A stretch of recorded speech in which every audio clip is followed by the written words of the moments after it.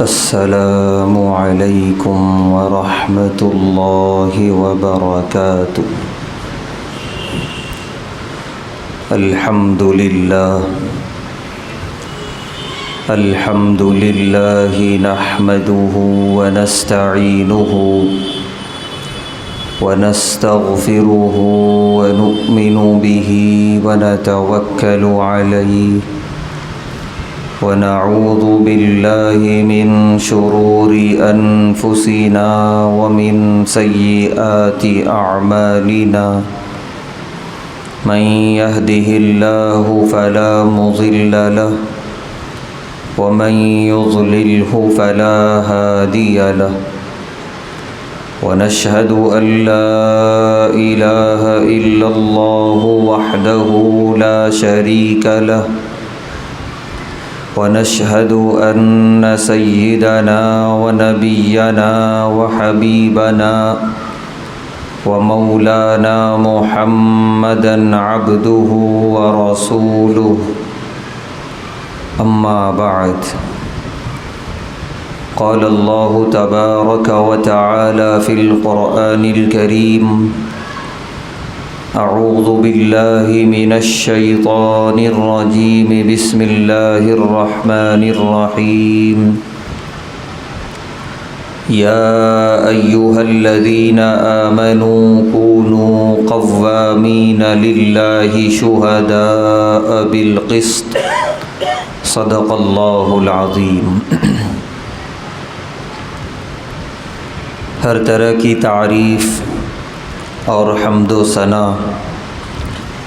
اللہ بزرگ و برتر کے لائق ہے، جس کا کوئی شریک نہیں، جس کا کوئی ساجی اور ہمسر نہیں، جو ہمیشہ سے ہے اور ہمیشہ رہے گا۔ بے شمار درود و سلام نازل ہوں اللہ کے آخری پیغمبر جناب محمد الرسول اللہ صلی اللہ علیہ وسلم پر اور آپ کے تمام صحابہ اور اہل بیت پر۔ محترم حضرات، اس روئے زمین پر اللہ تعالی نے لاکھوں کروڑوں مخلوقات پیدا فرمائی ہیں۔ وہ تمام مخلوقات میں اور انسان میں ایک بنیادی فرق ہے کہ جتنی مخلوقات ہیں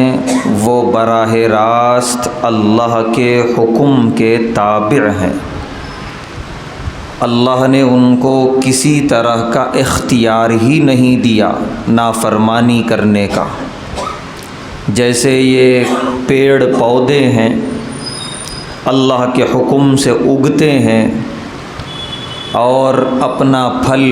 اپنے اناج اور جو بھی ہیں غلہ وغیرہ وہ دیتے ہیں۔ کوئی درخت ایسا نہیں ہے جو اللہ کی نافرمانی کر رہا ہو، بغاوت کر رہا ہو۔ کوئی اناج، کوئی غلہ ایسا نہیں ہے کہ جو اللہ کی مرضی کے خلاف جا رہا ہو۔ ان کے اندر اللہ نے ایسا کوئی اختیار ہی نہیں رکھا ہے۔ یہی نہیں بلکہ ہم آسمان کی طرف سر اٹھائیں تو اتنے بڑے سورج اور چاند اور بڑے بڑے سیارے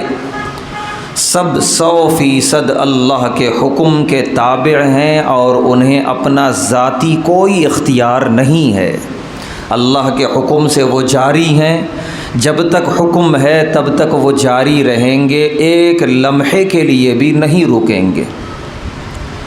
اس کے برخلاف ہم انسانوں کو اللہ نے اختیارات دیے ہیں، اختیاری صلاحیتیں دی ہیں۔ اللہ نے 2 راستے دکھا دیے، اچھائی کے اور برائی کے، اور ہم کو اختیار دے دیا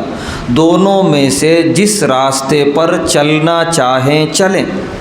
دونوں کے نتیجے بھی اللہ نے بتا دیے، ایک کا نتیجہ ہے جنت اور دوسرے کا نتیجہ ہے جہنم۔ چنانچہ کچھ انسان تو وہ ہیں جو اپنے اختیار کا صحیح استعمال کر کے صحیح راستے پہ چل رہے ہیں، اور ایک بڑی تعداد انسانوں کی ایسی ہے جو اپنے اختیارات کا غلط استعمال کر کے جہنم کے راستے پہ چل رہے ہیں۔ یہ اختیار اللہ تعالیٰ نے صرف انسان نامی مخلوق کو دیا، باقی کسی اور جمادات اور نباتات کو اس طرح کا اختیار اللہ نے دیا ہی نہیں۔ اسی لیے اللہ نے انسان کو خلیفہ کا لقب دیا سورہ بقرہ میں، وَإِذْ قَالَ رَبُّكَ لِلْمَلَائِكَةِ إِنِّي جَاعِلٌ فِي الْأَرْضِ خَلِيفَةً، کہ حضرت آدم علیہ السلام کی تخلیق سے پہلے اللہ تعالیٰ نے فرشتوں سے کہا تھا میں زمین پر اپنا خلیفہ بنانے جا رہا ہوں۔ یہی وہ لفظ تھا خلیفہ جو ابلیس کو چبھا تھا اور اس کے دل میں حسد پیدا ہوا تھا کہ خلافت مجھے نہ مل کر یا میری نسل کو نہ مل کر انسانوں کو ملنے والی ہے۔ الغرض یہ لفظ خلیفہ اللہ نے اسی لیے استعمال فرمایا، علماء لکھتے ہیں کہ پوری کائنات میں اختیارات اللہ کے ہیں، روئے زمین پر ایک محدود حد تک اللہ نے تھوڑے کچھ اختیارات انسان کو دے دیے۔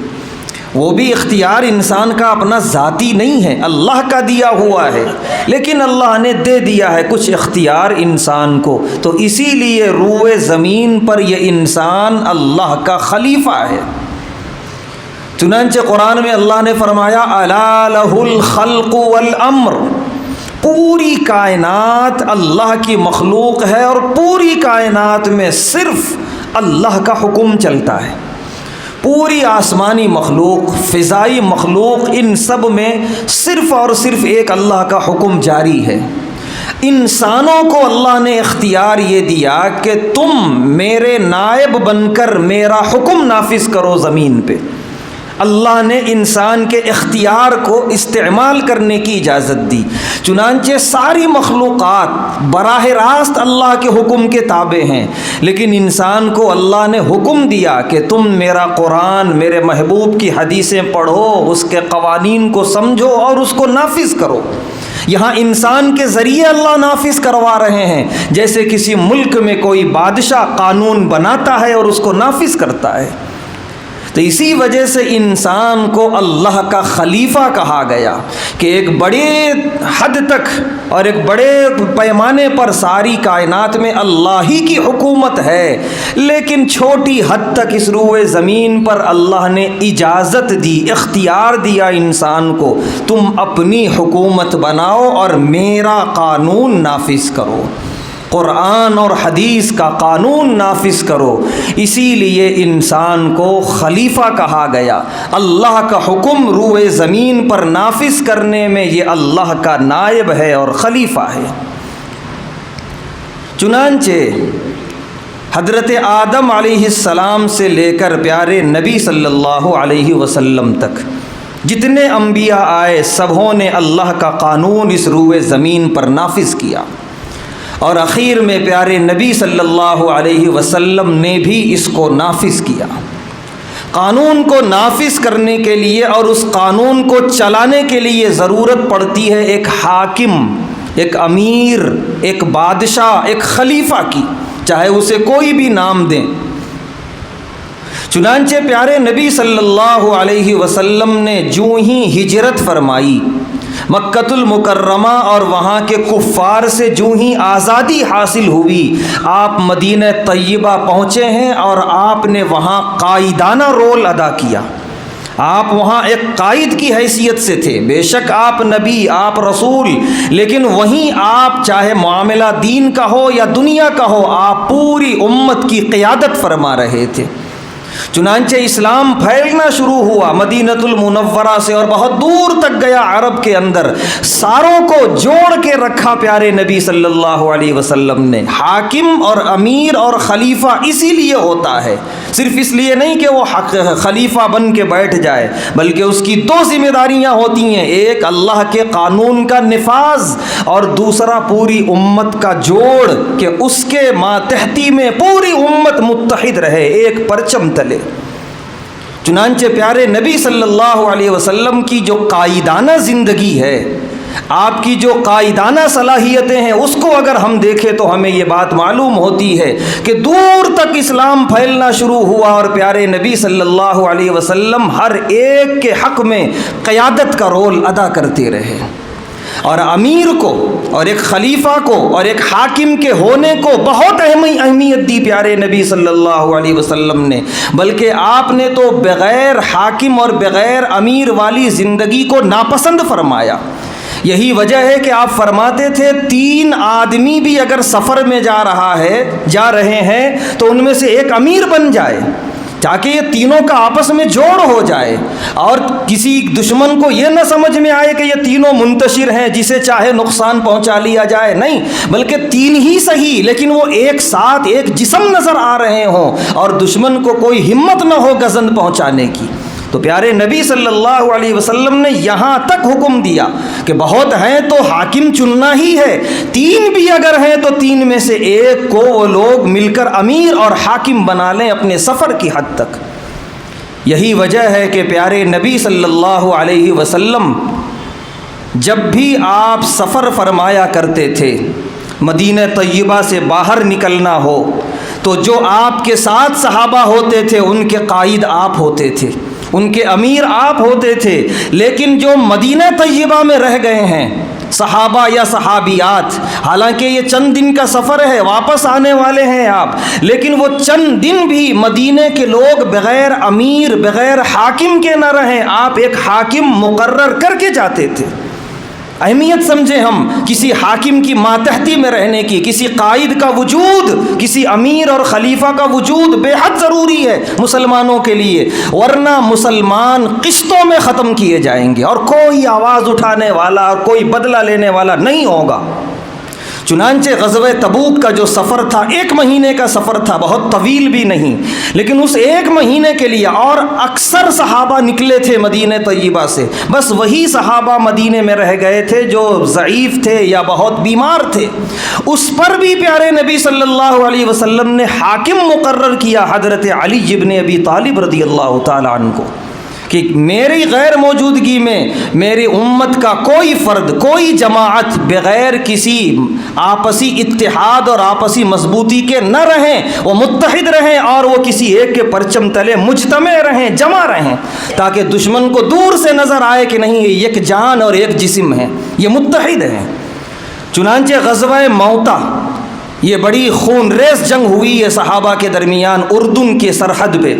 پیارے نبی صلی اللہ علیہ وسلم جب اس غزوے کو روانہ کر رہے تھے، اس پورے لشکر کو، تو آپ نے فرمایا کہ اسلامی پرچم ہوگا حضرت زید بن حارثہ رضی اللہ تعالیٰ عنہ کے ہاتھ میں، سارے کے سارے لشکر کے لوگ انہی کے ساتھ رہیں گے، انہی کے حکم کے تابع رہیں گے، اسی پرچم تلے رہیں گے۔ اس کے بعد آپ نے فرمایا جب یہ شہید ہو جائیں تو پرچم تھام لیں حضرت جعفر طیار رضی اللہ تعالیٰ عنہ،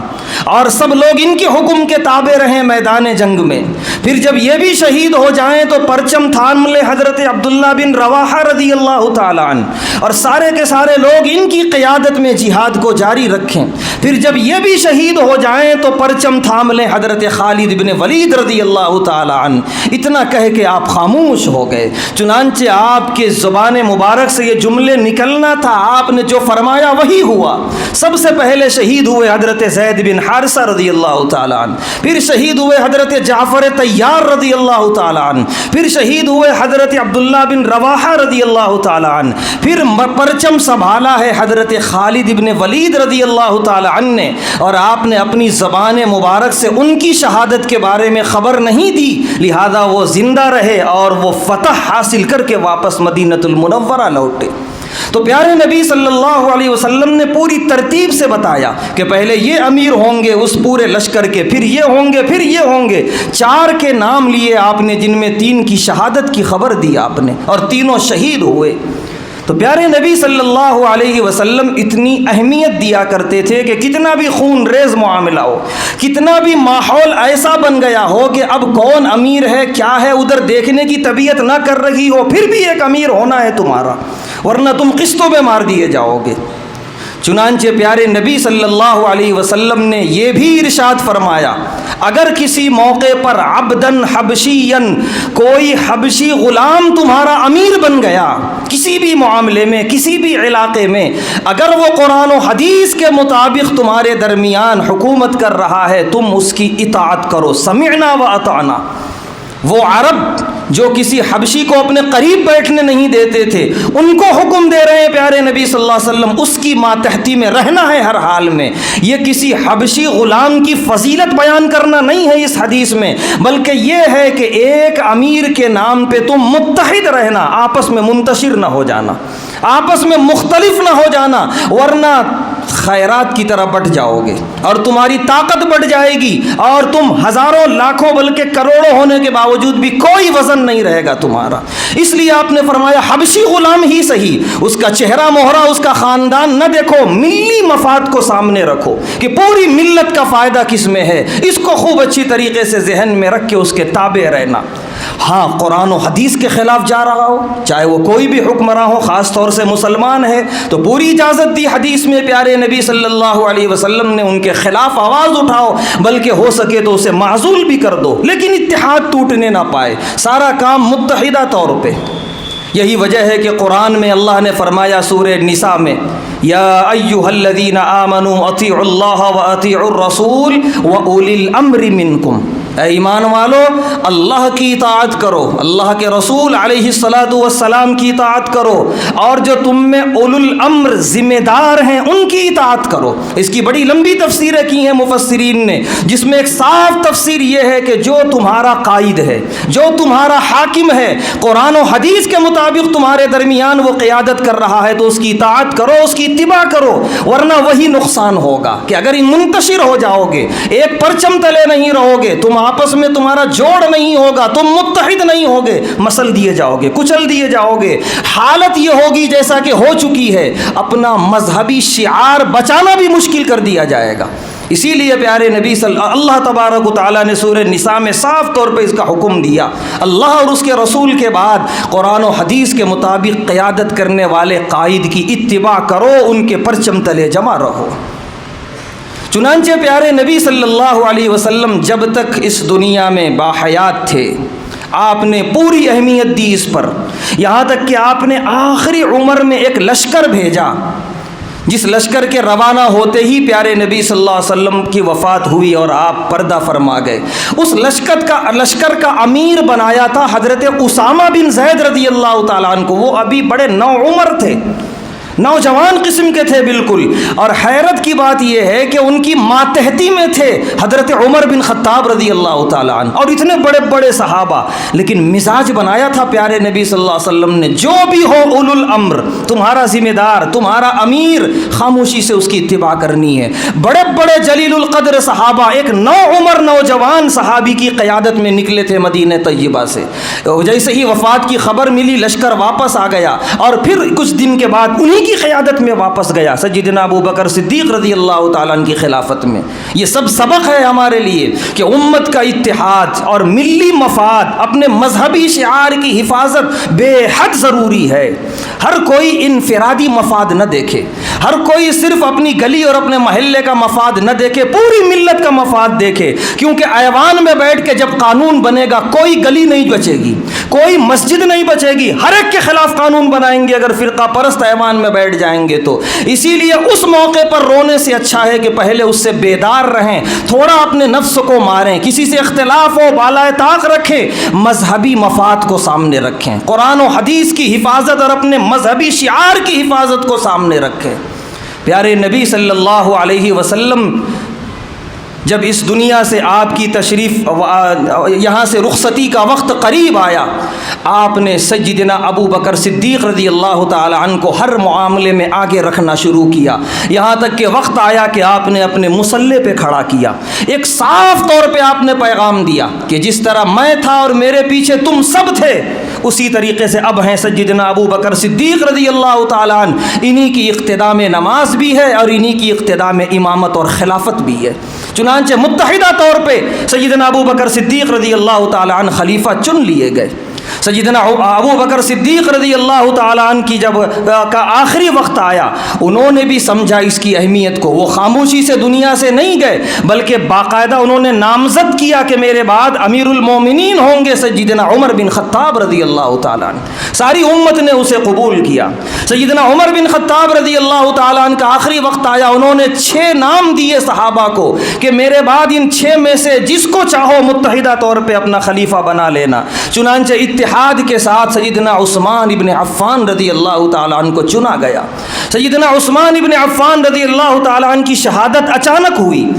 ان کو اتنا موقع نہ ملا کہ اپنے بعد کسی امیر کو منتخب کر سکیں، لیکن الحمدللہ امت نے متحدہ طور پہ سیدنا علی ابن ابی طالب رضی اللہ تعالیٰ عنہ کو منتخب کیا۔ الغرض خلافت اور امارت پیارے نبی صلی اللہ علیہ وسلم نے قائم فرمائی اور وہ جاری رہی۔ اس کے بعد خلافت بنو امیہ ہے، خلافت بنو عباسیہ ہے، خلافت عثمانیہ ہے، کئی صدیوں تک انہوں نے خلافتیں کی ہیں۔ بے شک ان کی خلافتوں میں کچھ خلفاء ایسے تھے جو اپنی ذاتی زندگی میں بڑے خراب تھے، کچھ لوگ بڑے گنہگار تھے، وہ ان کا معاملہ اللہ کا معاملہ ہے، لیکن صرف خلافت کا اتنا بڑا فائدہ تھا کہ دنیا کے کسی علاقے میں کوئی مسلمان بسا ہوا ہے وہ بڑی آزادی کے ساتھ زندگی گزارتا تھا، دشمن کو ہمت نہیں تھی اسے گزند پہنچانے کی، اسے تکلیف پہنچانے کی، کیونکہ معلوم تھا ان کا ایک خلیفہ ہے، ایک آواز ہے، یہ لوگ ایک جسم اور ایک جان ہے، کوئی پر نہیں مار سکتا تھا۔ اندازہ لگائیے خلیفہ ہمارا بیٹھا تھا بغداد میں اور ہندوستان کی سرزمین پہ ایک عورت پہ ظلم ہوا ہے، پورا لشکر آیا تھا ہندوستان، محمد بن قاسم کے آنے کا مقصد یہی تھا، صرف ایک عورت نے آواز لگائی تھی، کہاں ہے مسلمانوں کا خلیفہ؟ آج میرے ساتھ دشمن یہ حرکت کر رہے ہیں، مجھ پر ظلم کر رہے ہیں، پورا لشکر آیا تھا سمندر کے راستے سے۔ اتنا آسان نہیں تھا کسی مسلمان کو تکلیف پہنچانا، ان کے مذہب کے بارے میں گستاخیاں کرنا وہ تو بہت دور کی بات، ان کے مذہبی شعار پہ انگلی اٹھانا وہ تو بہت دور کی بات، تصور نہیں کر سکتا تھا کوئی، لیکن مسلمان متحد تھے، خلیفہ چاہے جیسے بھی ہوں ان کا معاملہ اللہ کا معاملہ، لیکن ایک خلافت کا اتنا بڑا فائدہ پوری دنیا میں مسلمانوں کو ہو رہا تھا۔ بڑی سازش کے ساتھ خلافت کو توڑ دیا گیا، ختم کر دیا گیا، اور اس کے بعد الگ الگ سرحدیں بنا دی گئیں اور الگ الگ تقسیم کر دیا گیا مسلمانوں کو۔ پھر بھی وہ مسلمان جو خالص مسلم علاقوں میں ہیں وہ ابھی بھی بہت حد تک محفوظ ہیں، لیکن وہ مسلمان جو آ گئے ان علاقوں میں جہاں مسلم بھی ہیں غیر مسلم بھی ہیں، یہ ان کے لیے بڑا نازک موقع ہے کہ وہ ایسے موقع پر جب کہ وقت آ پڑے کسی حاکم کے چننے کا، کسی قائد کے منتخب کرنے کا، اب ان کے لیے کوئی خلیفہ نہیں آئے گا، وہ توڑ دی گئی خلافت، اب ان پر ظلم ہوگا تو کہیں کسی بھی سرحد سے کوئی آواز آنے والی نہیں ہے، چاہے کتنے مضبوط مسلم ملک ہوں، کوئی ہماری درد یا ہمارے کسی بھی کرب کو محسوس کرنے کے لیے نہ راضی ہیں نہ تیار ہیں۔ لہذا اس وقت ان مسلمانوں کا جو غیر مسلم علاقوں میں آباد ہیں، یہ عالم ہے جیسے کوئی یتیم لڑکا ہو کہ ان کے سر پر ہاتھ پھیرنے والا کوئی نہیں، لیکن اس کے باوجود بھی الحمدللہ ہم مسلمانان ہند نے بڑی ضمیری کا ثبوت دیا ہے کہ ہم باضمیر ہیں، ہمارے سر پہ کوئی ہاتھ پھیرے یا نہ پھیرے، دشمنوں نے خلافت توڑ دی، کوئی مسلم ملک کا بادشاہ ہمارے درد کو محسوس کرے یا نہ کرے، لیکن ہم اپنے بلبوتے پہ الحمدللہ سب کچھ جھیلیں گے اور ساری مصیبتیں برداشت کریں گے اور سارے راستے پیدا کرنے کی کوشش کریں گے، لیکن ہمارا توکل اللہ پر ہوگا، اللہ ہمارا حامی اور مددگار ہے، غیروں سے نہ ہمیں کبھی کوئی امید تھی نہ آگے کوئی امید رہے گی۔ لہذا یہ ایک موقع جب آتا ہے حاکم کے چننے کا، یہ ہمارے اور آپ کے لیے بڑا نازک موقع ہوتا ہے کہ ایسے موقع پر خوب ہوش مندی اور دانش مندی کا ثبوت دیں، صرف گلی اور محلے کو سامنے نہ رکھیں، ایوان کو سامنے رکھیں، اس ایوان میں جو بیٹھے گا وہ ہمارے لیے کیا فیصلے کرے گا، اور ہمارا ایک ایک ووٹ خیرات میں بٹنے کے بجائے اتحاد کی آواز لگا رہا ہو، متحد ہو بالکل وہ، اور ایک آواز ایک جان بن کے وہ ایک وزندار ہونے کا ثبوت دے ایوان کے اندر، جب جا کے ہم اپنے حد تک اس جیسے دیار میں اور اس جیسے ملک میں بہت حد تک الحمدللہ ہم کامیاب رہیں گے۔ اور خاص طور سے 10 سال پہلے تک معاملہ ووٹ کا بس اتنا ہی تھا، نہیں استعمال کریں گے یا بٹ گیا، سیاسی نقصان ہوگا، کچھ معاشی نقصان ہوگا، لیکن اب معاملہ یہاں تک آ گیا ہے کہ مذہبی شدید نقصان کا اندیشہ ہے۔ ہم مسلمان ہیں، ایسا ماحول بنانے کی کوشش کی جا رہی ہے کہ ہم سر عام مسلمان نظر نہ آئیں، ہماری ٹوپیاں چبھ رہی ہیں، ہمارے اسلامی شعار چبھ رہے ہیں، ہماری مسجدوں کی اذانوں پر پابندیاں ہیں، لہذا اب معاملہ کوئی سیاسی صرف نقصان کا نہیں ہے، مذہبی شدید نقصان کا اندیشہ ہے۔ لہذا خوب اچھی طریقے سے ہم متحد ہو کر اپنے آپ کو وزندار بنانے کی کوشش کریں، ورنہ دوسری ریاستیں جو ہمارے ملک کی ہیں ہمارے لیے سبق ہیں، ہمارے لیے عبرت ہیں کہ اسی طرح کئی جماعتیں پیدا ہوئیں فرقہ پرستوں کے مقابلے کے لیے، مسلمانوں نے ہر جماعت کو اپنا ووٹ دے کر تقسیم کر دیا، بڑی آسانی سے فرقہ پرست لوگ اقتدار میں آئے، اور آج ان ریاستوں میں عالم یہ ہے مسجدوں میں اذان نہیں ہے اسپیکر سے، آج ان ریاستوں کا عالم یہ ہے وہاں بڑے بڑے وزندار مسلم لیڈران چلتے ہوئے راستوں پہ انہیں ختم کر دیا گیا، یا تو سلاخوں کے پیچھے ہیں، کوئی ان کے لیے آواز اٹھانے والا نہیں، جو خود مسلمانوں کے لیے ایوان میں آواز اٹھانے والے تھے آج وہ خود بے آواز کر دیے گئے، ان کی آواز کو بند کر دیا گیا، مسلمانوں کی ساری مذہبی آزادی ایک ایک کر کے چھینی جا رہی ہے، حلال معقولات اور مشروبات پہ پابندیاں لگائی جا رہی ہیں، یعنی مکمل طور پہ زمین تنگ کی جا رہی ہے۔ وجہ کیا ہوئی تھی؟ ایک دن کی غلطی، وہ ایک دن گئے، کبھی تعصب پرستی کی وجہ سے، کوئی اپنی انانیت کی وجہ سے، کوئی کچھ دشمنی کی وجہ سے اپنا ووٹ تقسیم کر کے آگے پولنگ بوتھ پہ جا کے بڑی آسانی سے فرقہ پرست لوگ ایوان تک پہنچ گئے، اور آج تک وہ مسلط ہیں اور مسلمانوں کو مسلمان بن کر جینے کے دشمن بنے ہوئے ہیں۔ ایسی کوئی غلطی خدا کے لیے نہ کریں،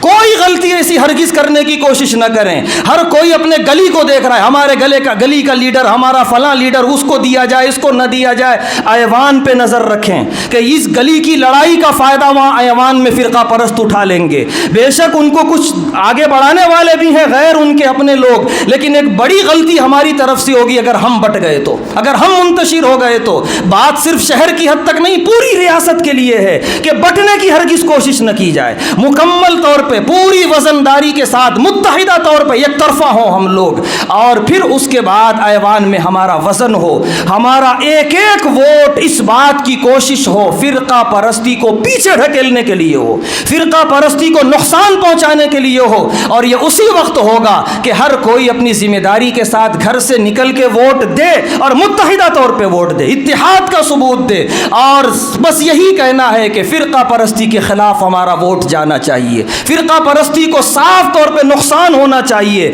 ورنہ معاملہ صرف چاول اور دال کا نہیں ہے، ہمارے نماز اور روزوں کا معاملہ ہے، معاملہ ہماری اپنے شعار، اپنی مذہبی آزادی کا معاملہ ہے۔ اس لیے اس کو سامنے رکھ کر خوب اچھے طریقے سے ہوش مندی اور دانش مندی کا ثبوت دیں، ورنہ ایک دن کی غلطی سے بہت دن تک اس کی سزائیں بھگتنی پڑتی ہیں۔ اسی لیے شاعر نے خوب کہا ہے کہ افراد کے ہاتھوں میں ہے اقوام کی تقدیر، ہر فرد ہے ملت کا چمکتا ہوا ستارہ۔ اسی لیے خوب اچھے طریقے سے فرد کو چنیں۔ اللہ تبارک و تعالیٰ سے دعا ہے اللہ تبارک و تعالیٰ ہم تمام کو سیاسی اعتبار سے متحد اور وزندار بن کر رہنے کی توفیق عطا فرمائے، کسی بھی طرح سے فرقہ پرستی کو کسی بھی طرح کا فائدہ ہونے سے حفاظت فرمائے۔ وآخر دعوانا الحمد للہ رب العالمین۔